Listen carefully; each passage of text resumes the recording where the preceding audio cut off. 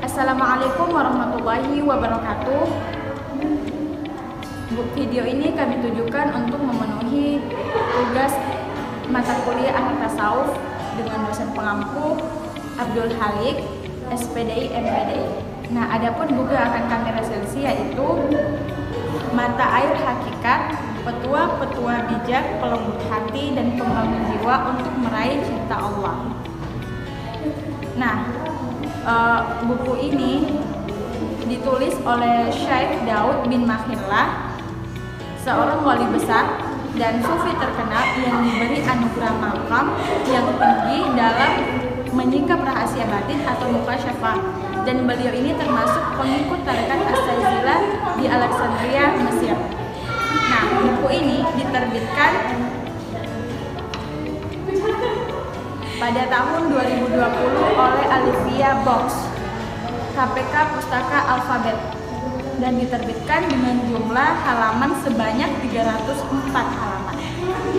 Nah, di dalam buku ini berisi kata-kata penuh hikmah tentang pokok-pokok takziah atau penyucian dan tahaliyah, penghiasan hati, tarqiyah atau peningkatan kualitas rohani, serta musyahadah atau penyaksian dengan cahaya rabbani.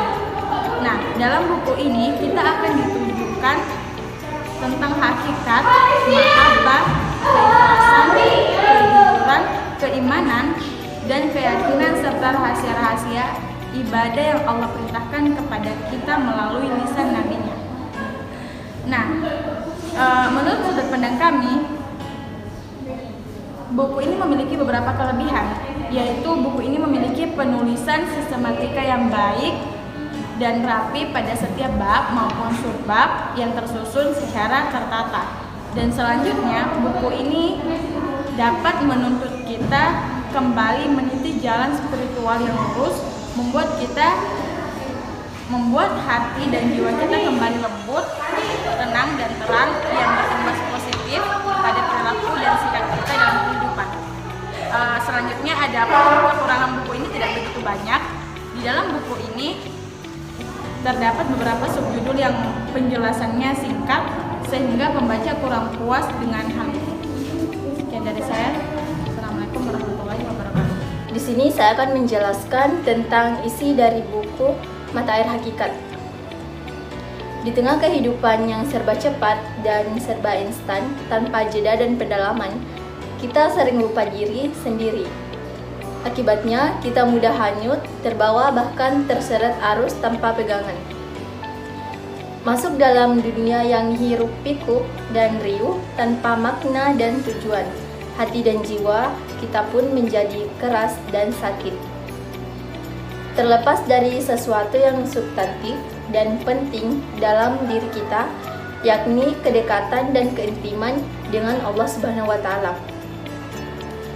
Dua hal yang sesungguhnya membuat kita selalu mendapat bimbingan serta curahan cinta dan kasih sayangnya. Buku ini berisi petua-petua bijak, syarat gizi spiritual, dan hikmah bak mata air yang melembutkan hati dan membangun jiwa untuk meraih cinta Allah Subhanahu wa Ta'ala. Buku ini menembus dan menyibak tirai yang menutupi hati kita akibat keras, sakit, dan jauhnya ia dari Allah Subhanahu wa Ta'ala. Petua-petua di buku ini menuntun kita untuk kembali meniti jalan spiritual yang lurus, membuat hati dan jiwa kita kembali lembut, tenang dan terang, yang berimbas positif pada perilaku dan sikap kita dalam kehidupan. Buku ini berisi kata-kata penuh hikmah tentang pokok-pokok tazkiyah atau penyucian dan tahalliyah atau penghiasan hati, tarkiyah peningkatan kualitas rohani, serta musyahadah atau penyaksian dengan cahaya rabbani. Kita akan ditunjukkan tentang hakikat mahabbah atau cinta, keikhlasan, kejujuran, keimanan, dan keyakinan, serta rahasia-rahasia ibadah yang Allah perintahkan kepada kita melalui lisan nabinya. Di sini saya akan membahas tentang buku dari Syekh Daud bin Makhillah judulnya itu Mata Air Hakikat. Nah, di dalam buku ini berisi tentang petuah-petuah bijak beliau untuk meraih cinta Allah Subhanahu wa taala. Salah satu petuah bijak beliau yang menarik kita bahas yaitu saya golongan manusia. Nah, Syekh Daud bin Makhila ini membagi manusia dalam dua golongan. Yang pertama itu golongan yang menjalankan syariat dan membentengi dirinya dengan syariat tersebut. Namun lahiriah dan batin mereka masih disibukkan dengan urusan-urusan dunia.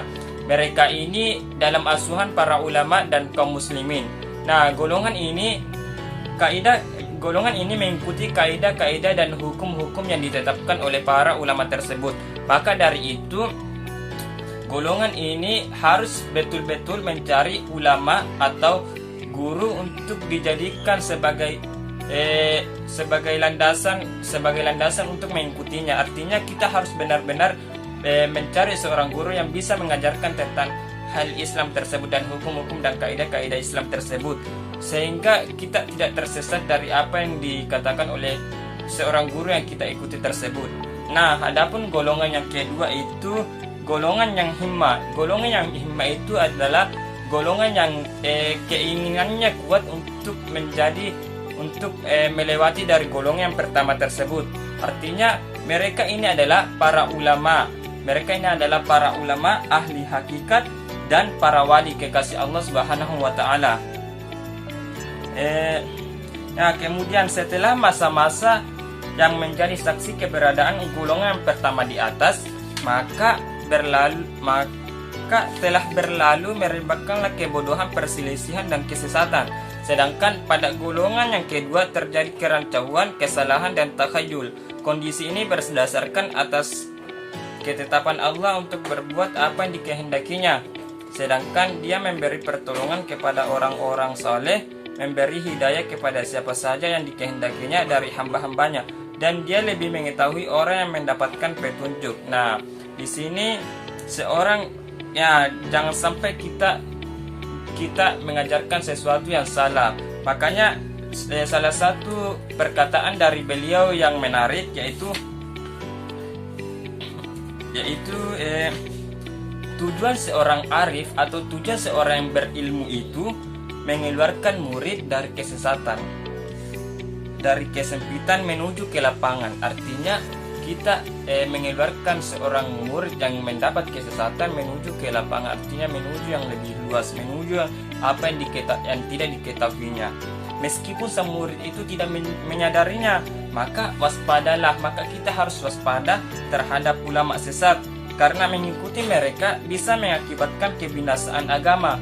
Waspadalah terhadap kaum yang menyimpang, guru ulama-ulama yang menyimpang, karena mengikuti mereka bisa menyebabkan kerusakan hati dan mereka lebih besar fitnahnya dari golongan yang pertama. Atau dalam artian ini adalah ulama yang sesat dan tidak pantas kita tiru. Makanya kita sebagai golongan yang pertama, jika kita merasa golongan yang pertamanya, maka kita harus pandai-pandai mencari seorang guru agar kita tidak tersesat. Makanya kita harus mencari guru yang spiritual, yang baik, yang ajaran dan keilmuannya itu tidak diragukan lagi. Nah, demikian dari saya. Saya atas nama Akram mohon maaf bila kesalahan. Wabillahi taufiq wal hidayah. Wassalamualaikum warahmatullahi wabarakatuh.